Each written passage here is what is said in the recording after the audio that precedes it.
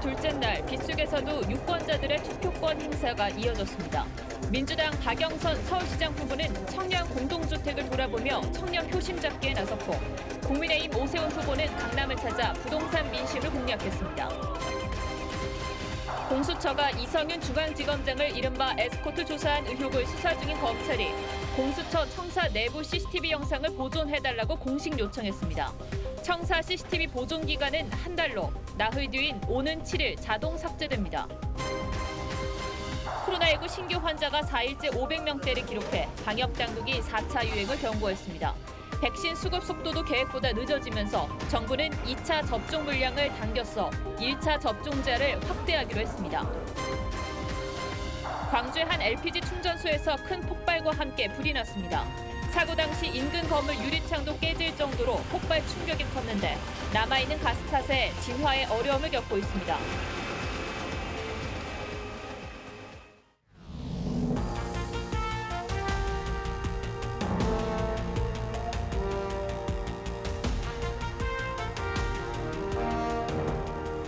안녕하십니까. 뉴스7의 김명우입니다.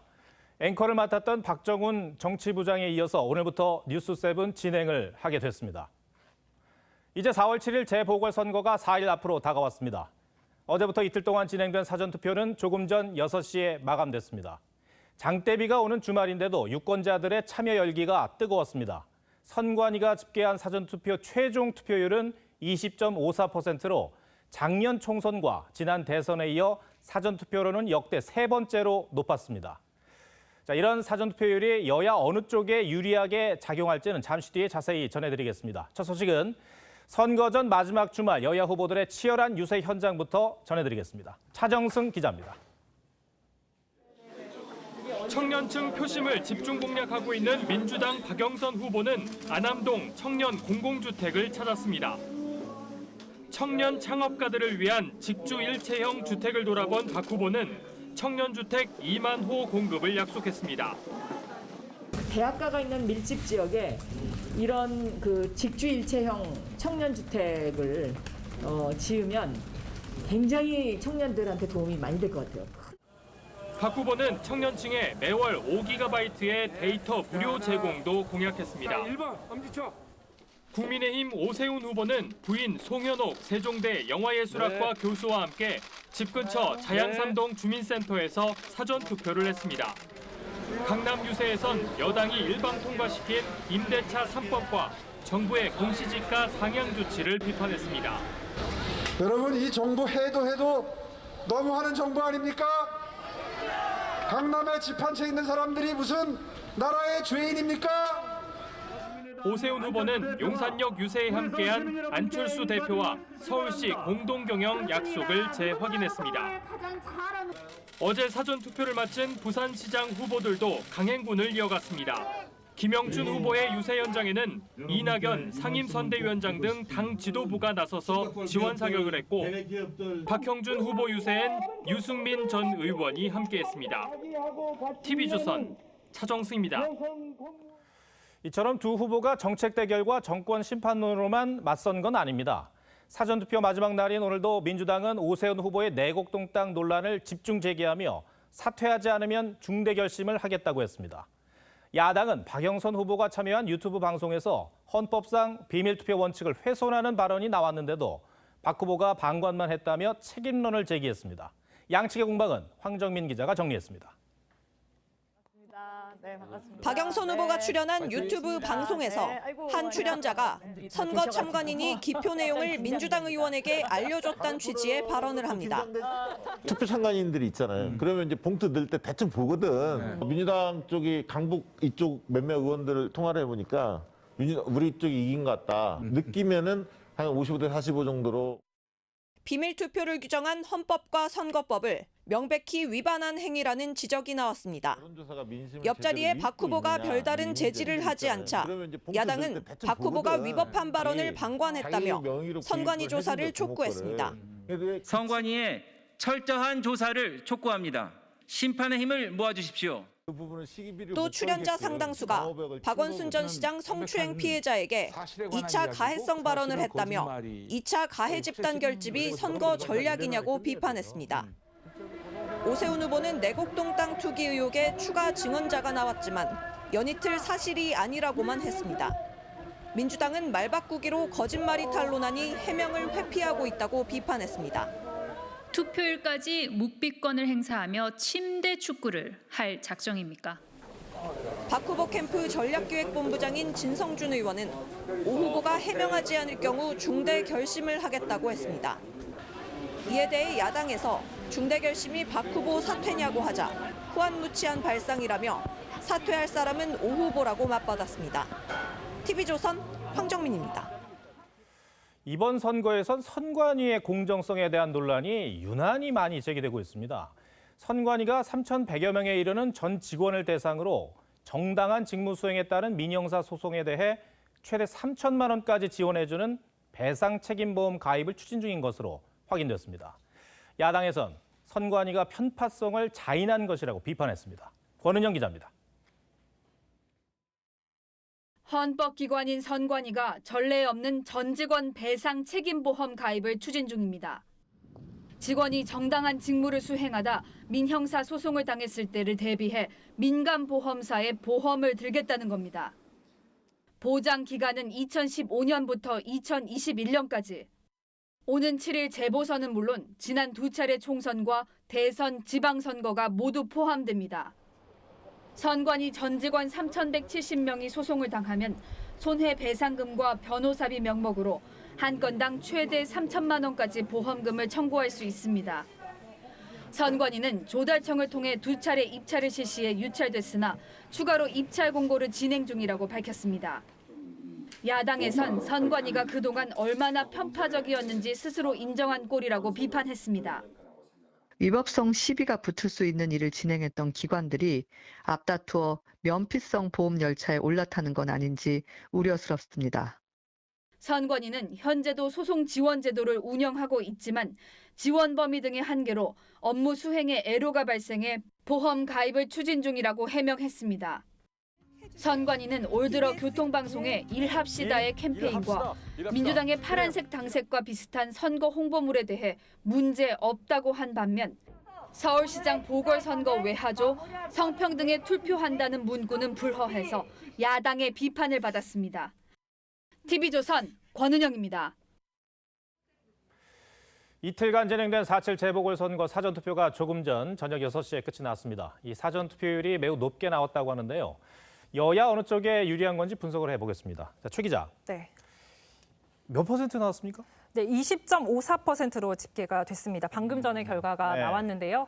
전국의 사전투표율은 20.54%로 20%를 넘겼습니다. 서울이 21.9%로 가장 높았고요. 그리고 부산 18.6%입니다. 총 249만 7,900여 명의 유권자가 소중한 한 표를 미리 행사한 겁니다. 지난해 총선 그리고 2017년 대선에 이어서 역대 세 번째로 높았고요. 또 역대 재보궐선거 최고치인 19.4%도 뛰어넘었습니다.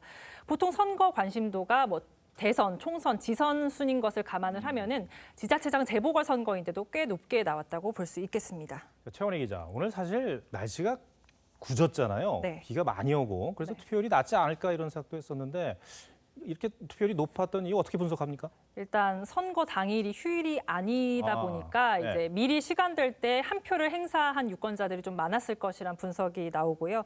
네. 또 서울, 부산 양대 도시의 시장을 뽑는 선거인데다가 두 지역 모두 여야 1대1 구도로 좀 진영 대결 양상이 뚜렷해져서 지지층의 결집 현상을 좀 보였다 이렇게 해석이 나오고 있습니다. 네. 또 무엇보다 이제 부동산 이슈가 핵심 쟁점으로 부상하면서 투표 동의를 높였다는 분석도 나오고 있습니다. 자, 사전 투표율이 높습니다. 네. 본선거가 이제 4월 7일이죠. 네. 어떤 영향을 미칠 거라고 각 당들은 분석합니까? 일단 여야는 높은 사전투표율이 서로 자신들에게 서로요. 유리하다고 주장을 하고 예. 있는데요. 민주당은 위기감을 느낀 이른바 샤이 진보 등 지지층이 결집을 했다고 보고 있고요. 국민의힘에서는 정권에 대한 국민 분노가 높아진 방증이라고 보고 있습니다. 여당은 주 지지층인 4050 세대, 국민의힘은 정권 심판 정서가 최근에 높아진 2030 세대의 사전투표에 기대를 걸고 있습니다. 지난달 31일 발표된 리얼미터 여론조사를 보면요. 20대에서 오세훈 후보와 박영선 후보의 격차는 21%포인트로 야권 단일화가 진행되던 전주 같은 조사보다 격차가 4.4%포인트 더 벌어졌습니다. 네. 보통 이제 젊은 층이 많이 투표를 하면 현 여권에 유리하다 이렇게 통상 이렇게들 분석을 해왔는데 많이 좀 달라진 것 같습니다. 네, 많이 달라졌습니다. 이 서로 유리하다고 생각을 하는데요. 각 후보들도 사전 투표 많이 독려했죠. 네, 후보들도 사전 투표 후에 이제 투표 격려 발언을 했습니다. 네. 우리의 서울의 미래를 어떻게 좌표를 찍어야 되는지 이런 부분에 대한 유권자들의 관심이 사전 투표에 부동산 가격 상승을 비롯해서 이 정부의 그동안의 잘못한 일에 대해서 아마 이번 투표를 통해서 앞으로 잘 가도록 그런 어떤 경고의 메시지를. 네. 근데 사실 요즘에 최원희 기자 그 사전 투표율이 높고 낮음이 어느 후보, 어느 당에 유리한지를 분석하는 게 좀 무의미하다 이런 뭐 분석들 얘기하시는 분들도 많긴 하던데요. 네. 그래도 남은 기간 선거 이 판세에 영향을 줄 변수라면 어떤 것이 있을까요? 네, 무엇보다 부동층인데요. 예. 이제 젊은 층 가운데 아주 지지 후보를 정하지 못한 이런 이제 부동층의 향배에 양당이 주목을 하고 있는 상태입니다. 저희 TV조선이 일주일 전에 실시한 4.7 재보궐선거 여론조사를 보면요. 서울에서는 20대의 42.1%가 또 부산에서는 20대의 44.2%가 지지 후보를 바꿀 수 있다고 답했습니다. 선거 막판 돌발 변수에 따라서 결과를 좌우할 수도 있는 떠다니는 표들이 많다고 볼 수 있는 거고요.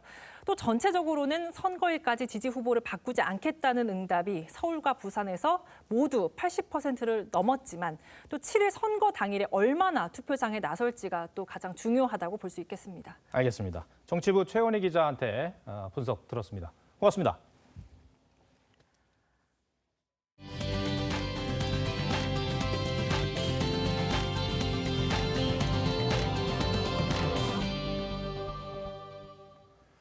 김진욱 공수처장이 이성윤 서울중앙지검장을 관용차에 태운 이른바 에스코트 조사는 저희 TV조선이 확보한 CCTV로 밝혀졌죠. 관련 의혹을 수사 중인 검찰이 공수처 청사 내부의 CCTV를 보존해달라고 정식 요청했습니다. 법조계에서는 김 처장에게 공무집행 방해 혐의를 적용해야 한다는 주장까지 나옵니다. 한송원 기자입니다. 공수처장 관용차가 등장하고 이성윤 중앙지검장이 10초 만에 신속하게 다른 차에서 갈아탑니다. 공수처가 피의자인 이지검장을 김진욱 공수처장 관용차로 모신 일명 에스코트 조사 장면입니다. 검찰은 이 상황의 전반을 살펴보기 위해 공수처에 CCTV 보존을 공식 요청했습니다. 청사 CCTV 보존 기간은 한 달인데 이지검장이 다녀간 3월 7일 화면은 오늘부터 나흘 뒤인 4월 7일에는 자동 삭제되기 때문입니다. 공수처는 검찰의 요청에 응하지 않고 있는 상황입니다. 법조계 일각에선 김 차장에게 위계에 의한 공무집행 방해죄가 적용될 수 있다는 주장도 나옵니다. 법조계 관계자는 정부 청사는 보안 최고 등급인 각급 시설인데 김 차장이 청사 방호 업무를 방해했다고 주장했습니다. 논란이 일자 공수처는 내부 출입 절차 규정을 거쳤다며 반박했는데 한 현직 부장검사는 공수처가 해명한 별도의 출입 규정이 구체적으로 마련되어 있는 건지 공개된 공수처 홈페이지에도 없다고 지적했습니다. 이처발 사건을 왜 만났죠? 그것도 공수처장이? 그것은 면담 신청에 따른 그 면담이었습니다. 김 처장은 이지검장의 공수처 출입 기록을 공개하라는 국회 요청도 계속 거부하고 있습니다. TV조선 한송원입니다. 대통령도 조사할 수 있는 권한을 가진 수사기관장이 본인 관용차로 피의자를 모신다. 사실 상상할 수 없는 일입니다. 조직도 제대로 갖추지 못한 상태에서 출범 2달 만에 위기에 놓인 공수처. 그 앞날에 오늘의 포커스를 맞췄습니다. 공수처장 후보자로 지명된 직후 김진욱 처장의 일성은 권력에 대한 견지였습니다. 무소불위의 권력이라면 그런 권력은 우리 헌법상 존재할 수도 없고 또 존재해서도 안 된다고 생각합니다. 인사청문회에서는 중립을 넘어 권력과의 충돌 가능성도 언급했죠. 여러 가지 압력이나 탄압이나 이런 게 있다 그러면 반론을 제기하고 이렇게 하는 게 맞다고 생각합니다.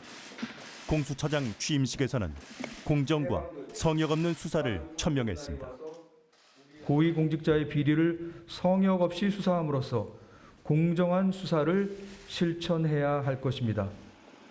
하지만 출범 2달을 겨우 넘긴 지금 수차례 국민에게 반복한 김 처장의 약속은 심각한 위기에 처했습니다.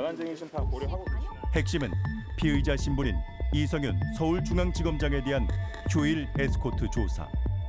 공수처 인근 한 골목에서 이성윤 지검장이 공수처장의 관용차에 올라타고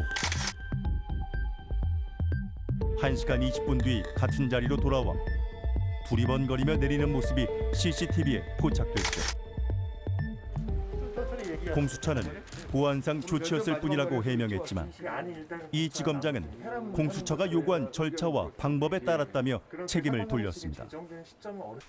김 처장은 또 이 지검장을 조사하고서도 조서 작성도 안 하고 그 이유도 남기지 않아 또 다른 논란이 되고 있습니다. 공수처 조직이 이제 겨우 꾸려지고 1호 수사를 시작하는가 했는데 공수처장 사퇴 요구가 나오는 상황. 진보 보수를 막론하고 김진욱 처장을 비판하고 나섰습니다. 참여연대는 공수처가 공정성과 독립성에 대한 논란을 낳고 있다며 우려를 표했고, 한반도 인권과 통일을 위한 변호사 모임은 김 처장을 대검찰청에 고발했죠. 고위 공직자를 성역 없이 조사하겠다며 야심차게 출범한 공수처. 공수처장이 말한 인권 친화적 수사기구는 피의자를 직접 관용차로 모셔오는 피의자 인권 보호를 의미하는 것이었는지.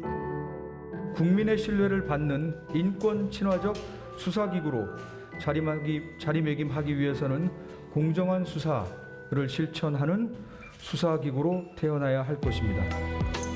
뉴스7 포커스였습니다.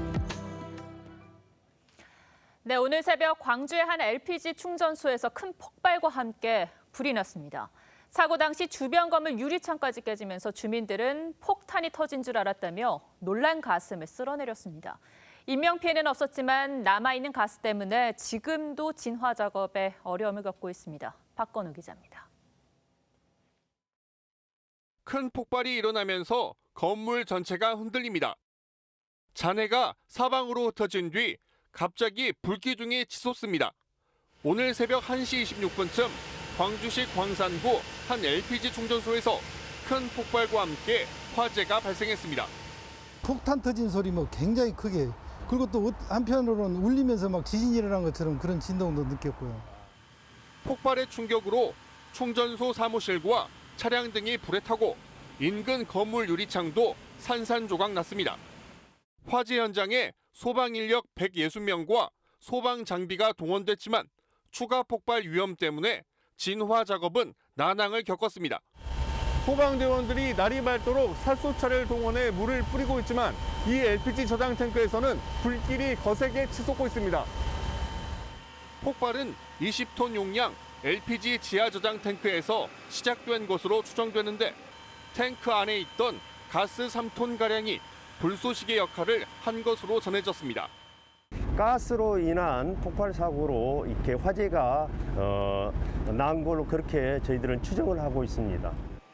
소방당국은 불길이 인근 건물로 번지지 않도록 충전소 주변을 통제하고 17시간 넘게 진화 작업을 펼치고 있습니다. TV조선 박고루입니다.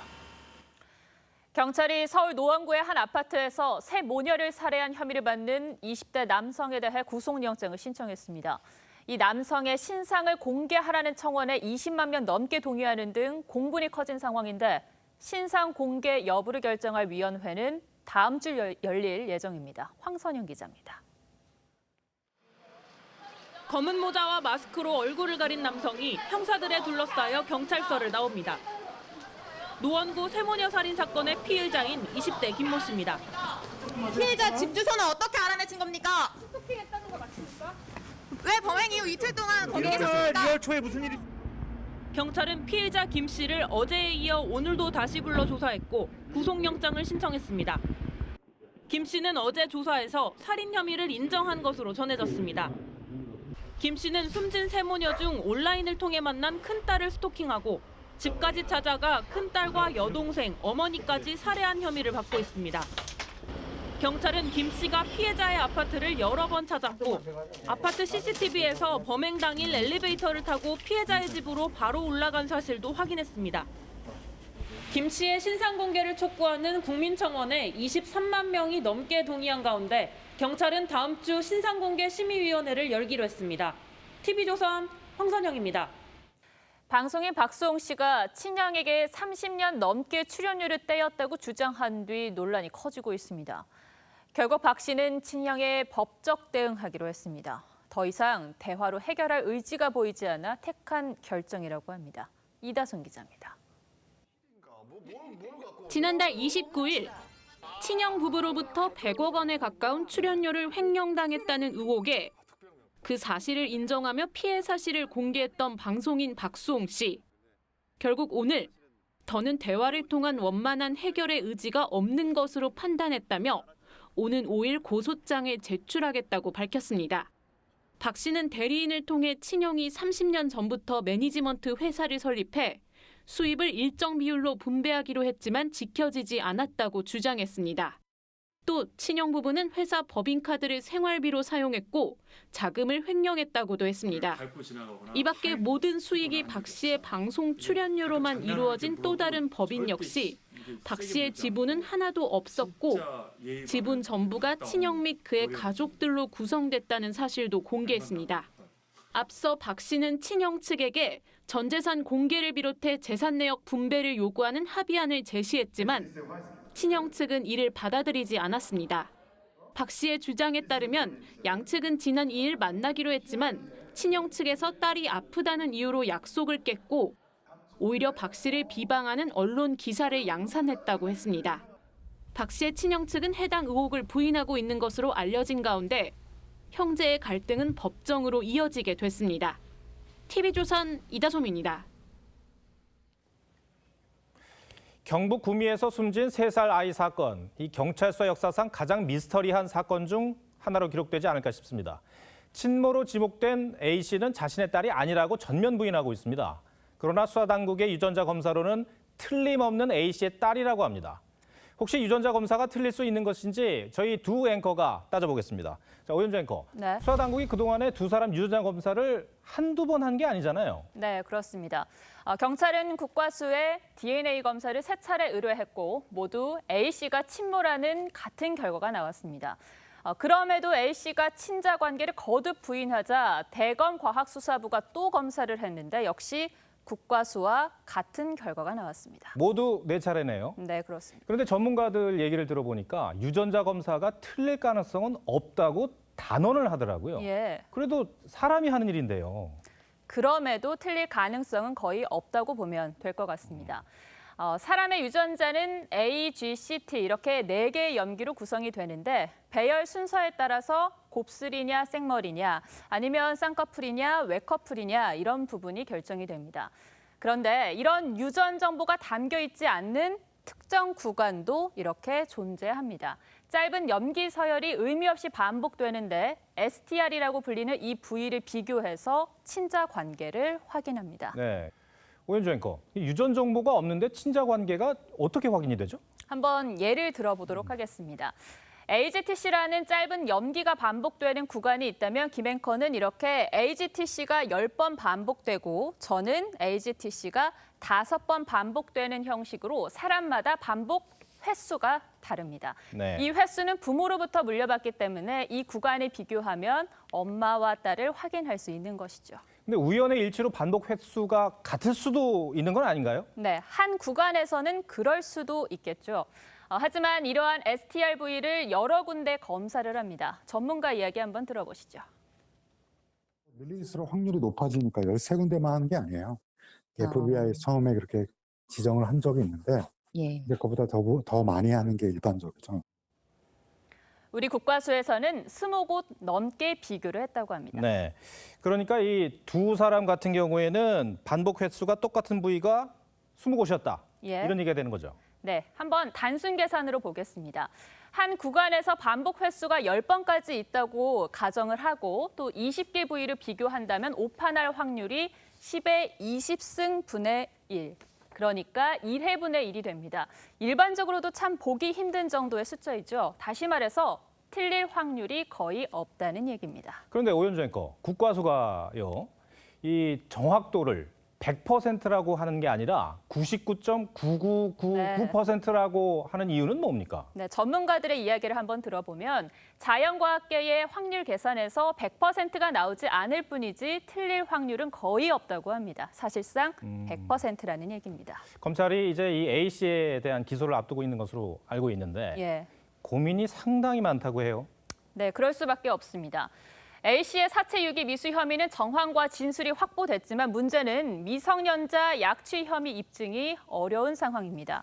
A씨의 출산 경위, 또 사라진 아이의 행방 등이 확인되지 않았기 때문입니다. 형사재판이라는 것은 합리적 의심이 없는 고도의 개연성, 즉 10중 8구가 무조건 바꾸었다라는 게 입증되어야 약취 유인죄에 대한 유죄 판결을 받을 수 있는데. 오윤주 앵커, 오늘 설명 잘 들었습니다. 네.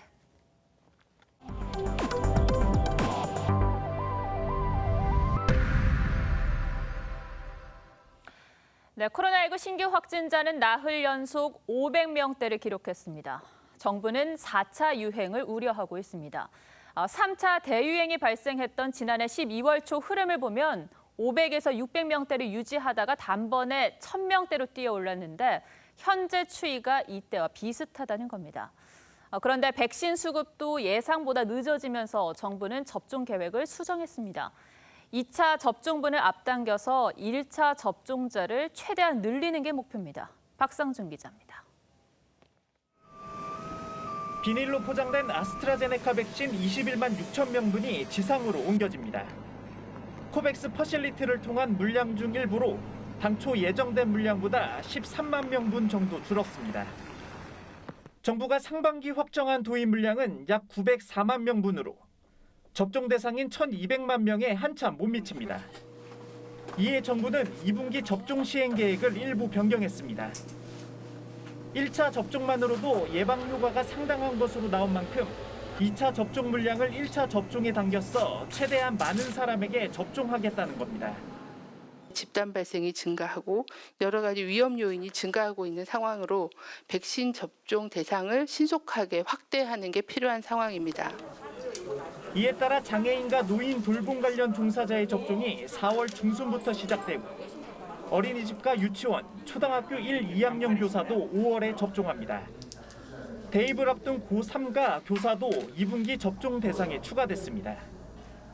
현재 국내 1차 접종률은 방글라데시, 르완다보다 못한 97위 수준으로 접종률은 1%대에 머물고 있습니다. 확보된 백신 도입 일정이 차질이 없도록 범부처적으로 TF를 구성해서 정부는 4월 중순까지 접종센터를 162개로 늘려 접종 속도를 최대한 끌어올릴 계획입니다. TV조선 박상준입니다. 코로나로 우리 생활 속에 자리 잡은 것 중 하나가 배달 음식이죠. 그런데 이런 배달 음식이 쉽고 빠르게 맛을 내는 데 초점을 맞추고 있다 보니 상대적으로 고열량, 저영양인 경우가 많은데요. 실제로 비만 같은 각종 성인병이 코로나 이후 늘었습니다. 배달 시장이 커진 만큼 배달 음식에도 영양 정보를 정확히 표시하는 방안이 필요해 보입니다. 최원영 기자입니다. 서울 시민 절반이 이용하고 있다는 배달 음식. 한 조사에선 코로나 이후 주 1, 2회 배달 앱을 이용한다는 응답이 10%포인트 가까이 올랐고 주 3, 4회 주문도 21.8%에 달했습니다. 그런데 배달 앱을 이용할 때 후기와 평점은 봐도 식재료를 챙겨보는 경우는 드뭅니다. 원산지 알 수 있어요? 뭐에 대한 원산지요, 고객님? 물어보시는 분 처음이에요, 고객님. 지난해 7월부터 모든 배달 음식에도 원산지 표시가 의무화됐습니다. 배달 음식의 원산지나 영양 정보는 포장재나 전단지 또는 영수증에서 확인할 수 있습니다. 하지만 후기와 평점이 먼저 눈에 띄다 보니 영양 성분에 대한 관심은 뒷전입니다. 후기 이런 것보다는 이 영양 정보에 대한 확인을 하기가 좀 쉽다는 응답이 낮게 나타나서 좀 찾기가 어렵게 돼 있는 걸로. 한 대학병원이 1,500여 명의 환자를 대상으로 코로나 이전과 이후의 대사 변화를 비교 분석한 결과 비만은 10%, 대사증후군 환자는 20% 넘게 늘었습니다. 이런 음식으로 사용하는 게 결국은 대세라고 하면은 여기에 적절한 것들이 포함될 수 있도록 하는 부분들은 충분히 이제 고민을 해야 될 상황입니다. 지난해 온라인 음식 서비스 거래액은 전년도보다 78.6%나 증가한 17조 3,828억 원. 시장이 커진 만큼 배달 음식에도 영양정보 표시와 관리가 더욱 철저해야 한다는 지적이 나옵니다. TV조선 최연영입니다. 지난해에 이어 올해도 대부분의 대학들은 비대면 수업을 하고 있습니다. 학생들은 수업권을 침해받았다며 장대비가 오는 가운데서도 등록금 반환을 요구하는 행진을 벌였습니다. 한지은 기자가 학생들의 목소리를 담아왔습니다.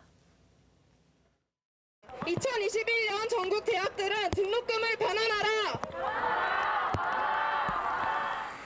현수막을 든 학생들이 비를 맞으며 행진합니다. 비대면 강의로 수업권을 침해받았다며 등록금을 돌려달라고 주장했습니다. 장대비가 쏟아지는 궂은 날씨에도 학생들은 행진을 이어갔습니다. 여의도에서 시작된 행진은 청와대에 도착해서야 끝났습니다. 학생들은 지난 주말에도 등록금 반환을 요구하며 광화문에서 청와대까지 3보 1배 행진을 했습니다. 학생들은 특히 등록금 반환에 교육부가 앞장서라고 요구했습니다. 등록금 반환을 계속 중점으로 요구를 하고 있고 교육부에서 등록금 반환을 위한 예산을 지원할 수 있도록 그렇게 계속 행진을 진행하고 있습니다. 전국 대학 학생회 네트워크에 따르면 전국 290개 대학 중에 이번 학기 등록금 반환이나 장학금 지원을 논의 중인 곳은 없는 상황입니다. TV조선 한지은입니다.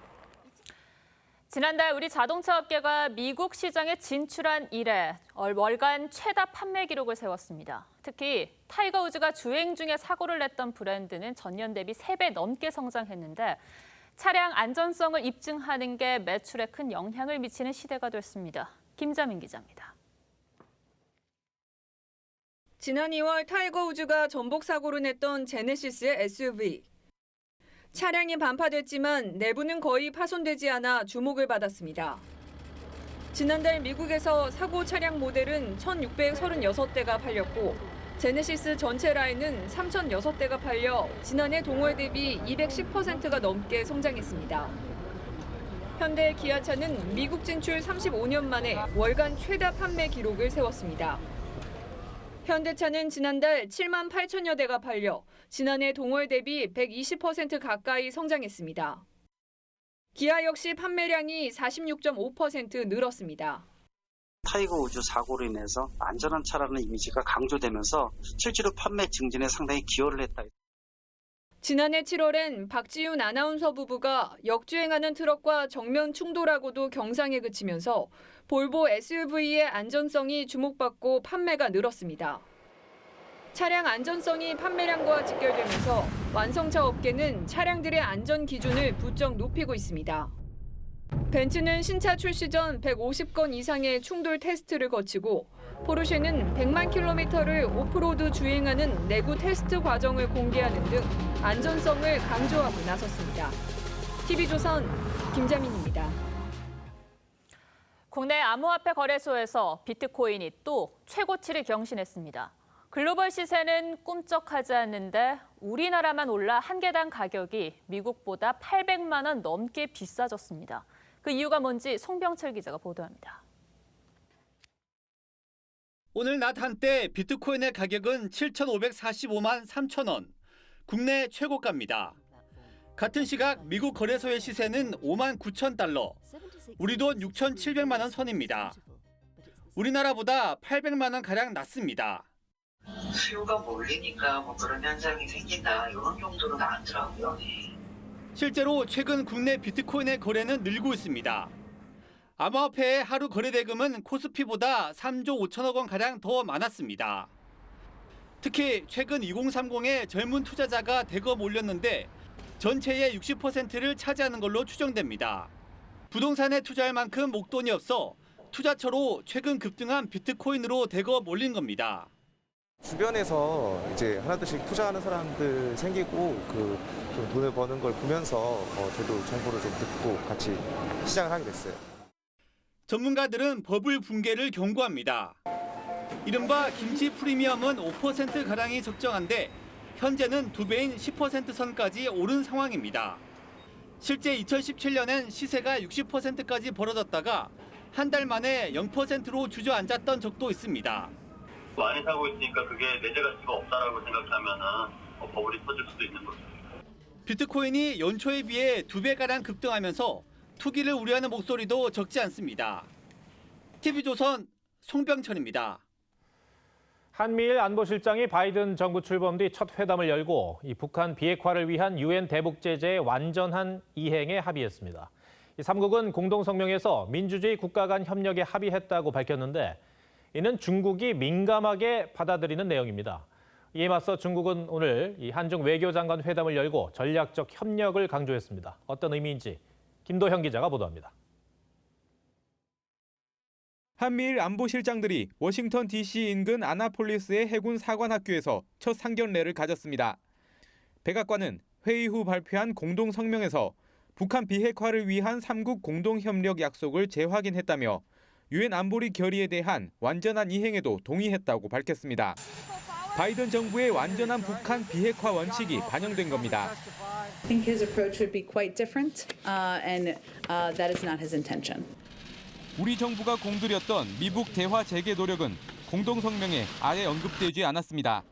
문재인 정부 입장에서는 제재 완화라든가 조속한 대화 넣고 싶어 했을 거예요. 그런데 그런 내용이 포함되지 않고 한미일 3국은 또 인도태평양 안보에 대한 공동의 우려를 논의하고 민주적 가치를 공유하는 국가 간 협력 강화에 합의했다고 밝혔습니다. 미국의 대중 압박 전략에 한국과 일본이 동참한 모양새여서 중국의 반발이 예상됩니다. 이런 가운데 한중 외교장관은 중국 샤먼에서 만났습니다. 왕이 중국 외교부장은 한중 양국은 전략적 협력 동반자이자 지역 평화와 안정에 비슷한 입장을 갖고 있다고 밝혔습니다. 중국이 한미일 삼각연대에서 약한 고리인 한국을 공략하고 있다는 해석이 나옵니다. TV조선 김도혁입니다. 미국 의사당으로 한 남성이 차를 몰고 돌진했습니다. 바리케이트에 막혔지만 경찰 1명이 희생됐고 용의자도 현장에서 숨졌습니다. 미국 정부를 타도의 대상으로 보는 이슬람 단체 추종자였습니다. 유혜림 기자입니다. 연방의회 의사당 북쪽 검문소. 파란색 승용차가 바리케이드를 들이받고 멈춰 있습니다. 구조대원들이 쓰러진 사람을 치료합니다. 현지 시간 2일 오후 1시쯤 25살 노아 그린이 승용차를 몰고 의회로 돌진했습니다. I had frantic calls from someone on my staff saying, "Get away, there's an incident." 그린은 경찰 2명을 들이받은 뒤 바리케이드와 충돌했습니다. 이어 차에서 내려 흉기로 경찰을 위협하다 현장에서 사살됐습니다. The suspect did start lunging toward U.S. Capitol police officers. Police officers fired upon the suspect. 그린은 평소 흑인 이슬람 단체의 지도자 루이스 파라칸을 추종했던 걸로 알려졌습니다. 그린의 SNS에는 미국 정부는 흑인의 제1회적이라는 내용의 영상이 올라가 있었습니다. 경찰은 테러와 관련됐는지 조사 중이라고 밝혔습니다. 차량에 치인 경찰 중 1명은 치료를 받다 숨졌습니다. 의회 경찰이 숨진 건 지난 1월 의사당 폭동 이후 처음입니다. 바이든 대통령과 펠로시 하원의장은 애도를 표하며 백악관과 의사당에 조기를 내걸도록 했습니다. TV조선 유혜림입니다.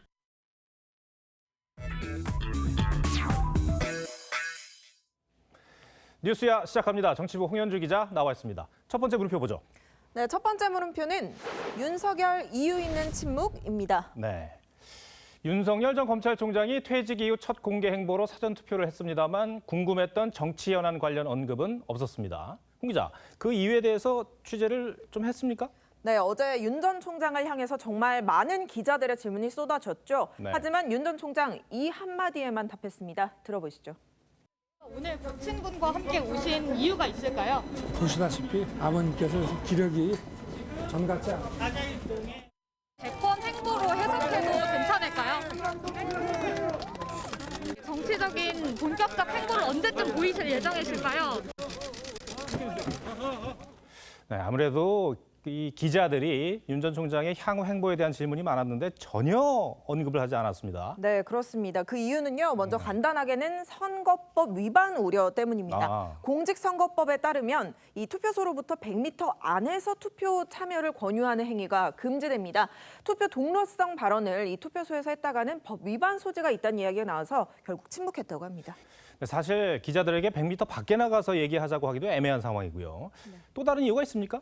네, 윤 전 총장 측 관계자는 이에 대해서 정치적 행위에 대해선 정당인도 아닌 일반인 입장에서 발언을 자제함이 상당하다고 설명했습니다. 그러니까 일반인임을 지금 강조하고 있는 건데 이 윤 전 총장은 지난달 29일 조선일보 인터뷰에서도 선거를 왜 하게 됐는지 잊었냐. 권력형 성범죄 때문이라면서 시민들의 투표가 상식과 정의를 되찾는 반격의 출발점이 될 것이다. 이미 이렇게 투표 독려 메시지를 낸 바 있습니다. 특정 정당에 소속되지 않은 입장에서 이 현장에서 이외에 별도 메시지를 내는 건 신중하지 못한 행보로 보일 수도 있기 때문으로 해석됩니다. 윤 전 총장이 사실 보궐선거 뒤에 어떤 행보를 보일까가 사실 초미의 관심사 아니겠습니까? 야권 성향이라고 볼 수밖에 없는 그런 상황이기도 하고요. 그런데 실제로 인맥을 보면은 진보 진영 쪽 사람들이 많다면서요? 네, 그렇습니다. 특히요, 지금 가장 진보적인 대법원 구성원으로 평가받는 김선수 대법관과의 인연도 주목되고 있습니다. 윤 전 총장과 김 대법관 서울법대 79학번 동기인데요. 이 시사저널 보도에 따르면 윤 전 총장이 사법시험 2차 낙방생이던 지난 1985년 학생운동 전력 때문에 3차 면접에서 떨어질 우려가 있던 이 동기생 김선수를 데리고 당시 권력 실세였던 이종찬 민정당 의원을 찾아가서 선처를 호소했다고 합니다. 그 덕에 김 대법관은 실력대로 면접을 통과했고 최종적으로 수석 합격의 영광을 아는 것으로 전해집니다. 2차 낙방생이 2차 합격생을 도운 거군요. 네. 3차 합격을 위해서. 그런데 윤 전 총장은 몇 수 만에 사시 합격했죠? 9수입니다. 9수요. 네. 알겠습니다. 김정희 위원장은 윤 전 총장 행보에 대해서 뭐라고 얘기합니까? 네, 김 위원장과 오늘 통화를 해봤는데요. 김 위원장은 이 윤 전 총장과 향후 정치적 행보를 함께할 가능성에 대해서 예전에 본인이 사람의 실망을 많이 했기 때문에 스스로 가서 뭘 하려고는 생각 안 한다. 이렇게 이야기를 했습니다. 그리고 보궐선거 이후에 국민의힘을 떠나기 전에 당에 몇 가지 당부의 말을 남길 것이라고도 이야기했습니다. 네, 첫 번째 물음표 정리해 볼까요? 네, 첫 번째 물음표 윤석열 이유 있는 침묵의 느낌표는 거하게는 침묵하지 않는다입니다. 네. 미국의 검사장 로버트 모겐소의 말인데 윤 전 총장이 사퇴하기 전에 일선 검사들에게 이 모겐소의 전기를 배포하면서 발간사를 직접 쓰고 이 거하게 침묵하는 검사는 동네 소매치기도 막지 못할 것이라는 모겐소의 말을 인용했다고 합니다. 이걸 보면 윤 전 총장의 침묵 오래 지속될 것 같지는 않습니다. 알겠습니다. 두 번째 물음표로 넘어가 보죠. 네, 두 번째 물음표는 김어준이 여당 대표입니다. 네, 김어준 씨가 여당 대표다? 그러니까 여권, 그러니까 여당에 그만큼 영향력이 크다? 이런 말입니까? 네, 그렇습니다. 오세훈 서울시장 후보 선대위 대변인이죠. 조수진 의원의 이야기입니다. 조 의원은 입장문에서 민주당 김태년 대표 직무대행이 김어준 씨 지령에 맞춰 오 후보 사퇴를 요구했다면서 누가 여당의 실질적인 대표인지 도무지 알 수가 없다. 이렇게 이야기했습니다. 실제로 오세훈 후보에 대한 많은 의혹이 김어준 씨 프로그램에서 제기가 되긴 했어요. 네, 맞습니다. 김 씨는 이번 주만 해도 5일 내내 오세훈 후보에 대한 의혹 제기로 프로그램을 시작했습니다. 지금 정치권에 회자되는 측량 현장에서의 하얀 백바지, 선글라스, 생태탕 사실 모두 이 프로그램 인터뷰이들 증언에서 나온 말입니다. 어제는 명품 구두 브랜드까지 거론됐습니다. 선글라스 끼고 키 큰 사람으로 한눈에 이게 오세훈 씨구나. 어떤 메뉴로 드셨습니까? 생태탕을 먹은 기억이 나요. 신발이 캐주얼 로퍼. 상당히 멋진 구두였죠. 그게 페레가모. 오 후보는 부인하고 있고 특히 이 명품 구두에 대해서는 20만 원 이상 넘는 그런 구두를 신어본 적도 없다 이런 입장 아닙니까? 네, 그렇습니다. 반면 민주당은 이를 공격 소재로 활용하고 있습니다. 특히 우상호 의원은 민주당 유튜브 방송에 선글라스를 끼고 나왔습니다.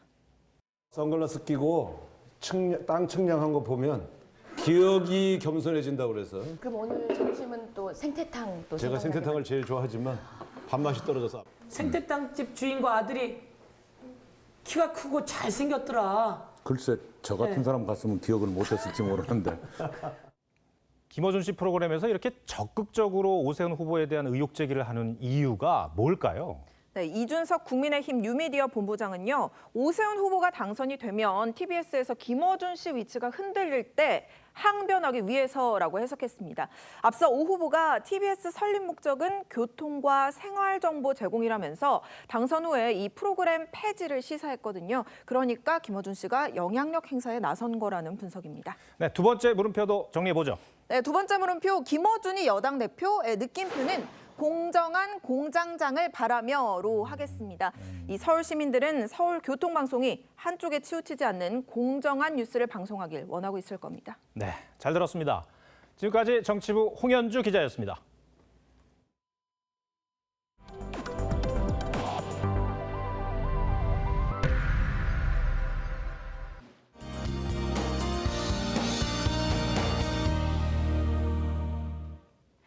봄비답지 않게 전국 곳곳에 많은 비가 내렸는데요. 지금은 빗줄기가 전보다는 약해졌습니다. 이 비는 내일 낮 동안 대부분 그치겠고요. 호남과 제주도는 내일 밤까지 이어지겠습니다.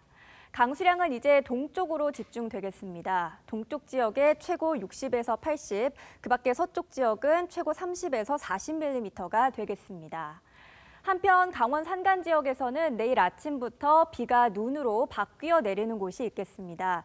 기온이 떨어지면서 많게는 7cm까지 쌓이겠습니다. 비구름은 차츰 물러나겠지만 해상 날씨는 더 나빠질 것으로 보입니다. 내일은 풍랑특보가 모든 해상으로 확대되겠고요. 경상도 해안가에서는 바람도 거세게 불겠습니다. 내일 낮 기온은 서울이 16도 등으로 선선한 곳이 많겠습니다. 그리고 다음 주는 맑은 날씨가 이어지겠습니다. 날씨였습니다. 새순을 촉촉하게 적시는 봄비가 내렸습니다. 우산을 들고 어르신도 청년들도 1년 3개월짜리 시장을 뽑으러 봄비 내리는 투표소를 향했습니다. 비가 오면 투표율이 낮다는 속설이 있었죠. 하지만 날씨보다 중요한 건 유권자의 의지였습니다.